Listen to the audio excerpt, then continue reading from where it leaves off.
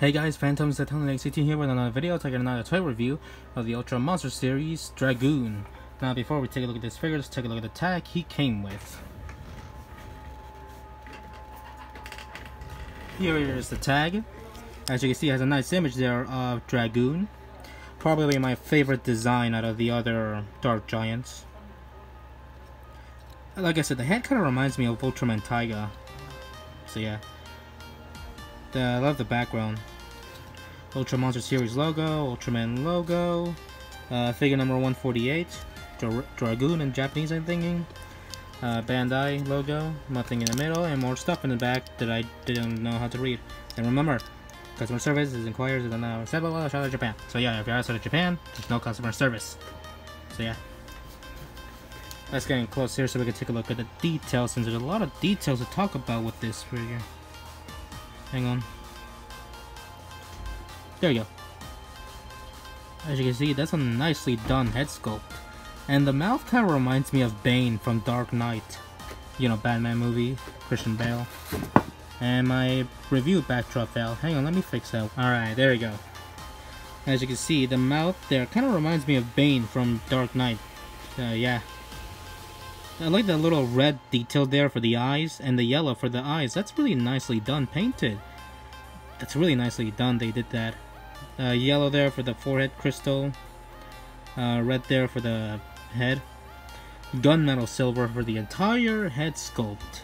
Literally, this figure's been painted even in the back. Just look at that. This figure's been painted fully in the back. I love this figure. This is why painting the back is good. It makes the details stick out. Now let's take a look at that beloved chest. As you can see, there's some nice details as well. I really love that detail he did with Darragon. I love the complexity to this design. Red there for the chest and blue there for the color time, I think. More of that gunmetal paint for the arms. As you can see, this figure has more paint than Darragon. I mean, this figure has more paint. Even the armor thing. Even the armor has been painted.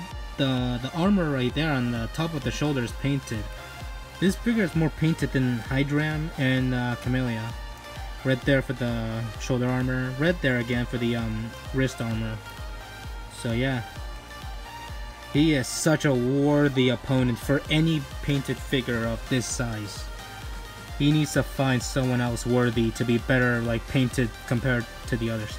He is looking for someone who is... He's looking for a figure that's, like, as good as painted as him to compete with. Red there for the lower leg, red there for the legs, and more of that gunmetal silver for the lower leg.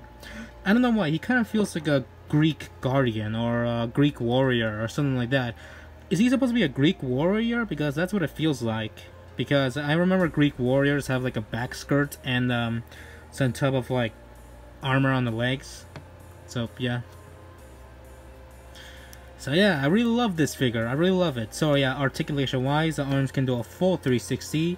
Thank God that the shoulder armor is not part of the chest, because if it was, it would hinder the arm. So I like this better because, I mean, hang on, let me give you an example. Let me give you an example here. Let me just put, there we go.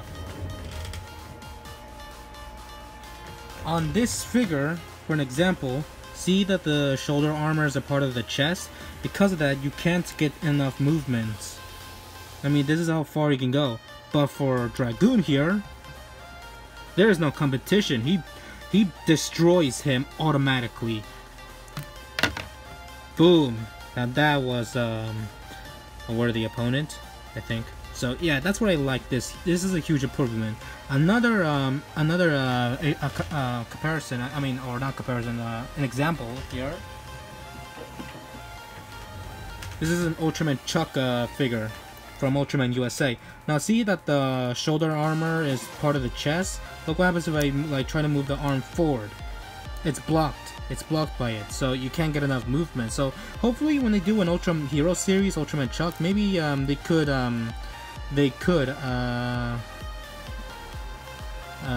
pretty much make the exact same articulation on the arm. So yeah. Anyway, so yeah, articulation wise, the arms can do a full 360. Same goes with the other arm. The waist can do a full 360. It would have been good if it was right here, so that way it doesn't look too odd. You know what I mean? So, yeah. Anyways, let's do some size comparisons.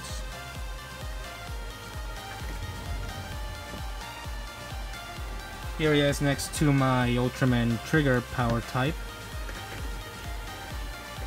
I think he's a bit... Nah, he's a bit shorter.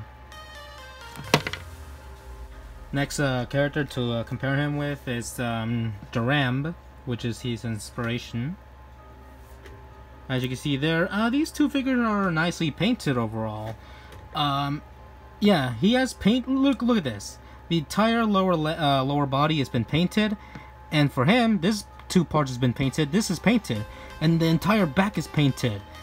So, yeah, you can see all that detail has been nicely shined because of my lighting, because of how well painted this is, and the fact that the upper leg is like black, therefore it's splitting the colors, so that way you can get more colorful. So yeah, if I had to pick between these two, I would say Darragon is my prefer.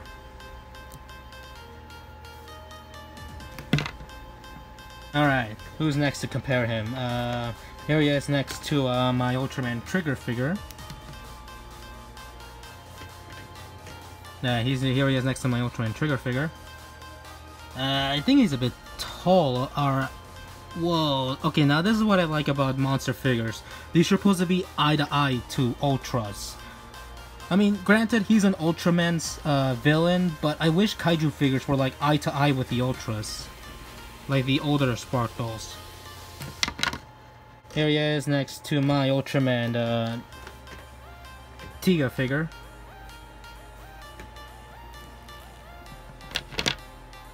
Oh, why not? You could just lay down there with Trigger. And lastly, I'm gonna compare him next to the Dark Giants, and there you go. We have the entire Dark Giants. I already did this in my Hydran review, but I gotta do it again because these guys look good together. So yeah, I got Camilla first, and these two last. So yeah. Jeez. It's been a while. So this is what I like to see, a group shot of the three Ultras together in figure form, because it's nice to see them in the series, and it's nice to see them in toy form. I'm pretty sure the SH figures can look amazing, but yeah. Now, out of all these figures, which one's my most favorite? I will have to say Darragon. He is my favorite of all. I love his design. I love the paint job they did on this figure. It is outstanding. I mean, Hydram could have been painted as well, like him, but what happened here? And Camellia is understandable. I mean, like, yeah, as you can see. So how would I rank my Dark Giant figures? So yeah, Darragon number 1, Camellia number 2 because of all the nicely lovely gold paint on her, and him will be the last because of how not so much paint he has, and he's quite bland. So yeah, let me just put these guys in the back because there you go. So yeah, I could do a ranking video on these guys, I mean, even though I just say it, but I may go into detail about why I like them more. So yeah guys, hope you guys like this video. Like, comment, subscribe, hit the notification bell so you don't miss a video. Be sure to follow me on Twitter and Instagram as well. All that will be linked down below. And yeah guys, hope you guys have a nice day, and I'll see you all in the next video. Bye guys. Darragon's the best! I beat everyone! I am the best warrior!